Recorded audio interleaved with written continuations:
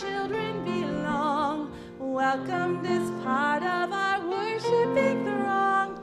Water, God's word, bread, and cup, prayer and song. This is where children belong. Good morning, friends.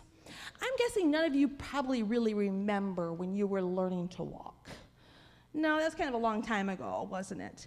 Do you think the grown-ups in your life, when you were learning to walk, do you think that they kind of held your hand and kind of held you up, or do you think they pushed you down? You think they pushed you down?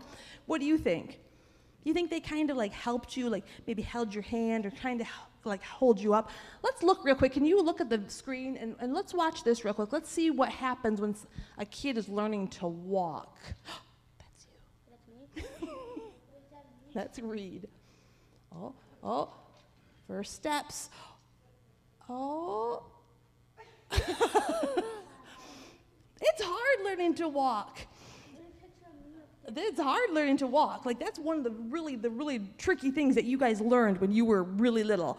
Probably most of you learned how to walk when you were, around a year old. You learned how to. It was hard. You had a lot of work to do, and it would have been even harder if people didn't help you. If people were pushing you down, if they were working against you, that would have been even harder. In today's scripture story, Jesus is talking about this kind of thing.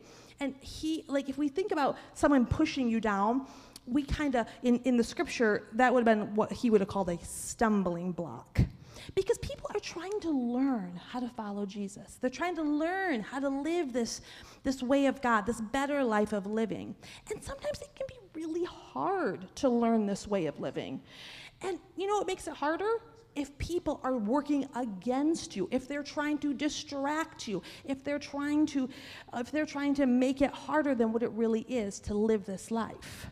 Just like when you were learning to walk, it would have been really hard if people weren't helping you. So in today's scripture story, we want to hear about how Jesus was helping people. Well, he asked his disciples to help people and not be in the way. So I want you guys to think about that next time. When you see somebody trying to follow the ways of God, they might not do it exactly like you do. They might do it a little bit different, but we invite people to try to follow Jesus' ways.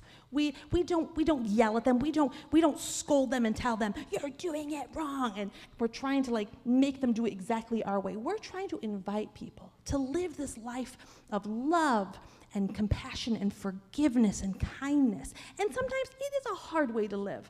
But oh my goodness, when we kind of figure it out, wow, our lives are so rich and our lives are so full that we want to make sure we're inviting other people to live this amazing life, and we're not getting in their way. We're just inviting and helping people live this way of living that we're trying to do.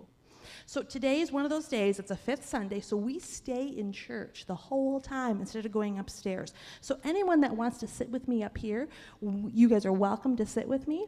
We have a couple things to keep our hands kind of occupied, because I know it can be hard to sit in big people church and not have the wiggles. So we are going to sit up here. Anybody that wants to sit with me can, okay?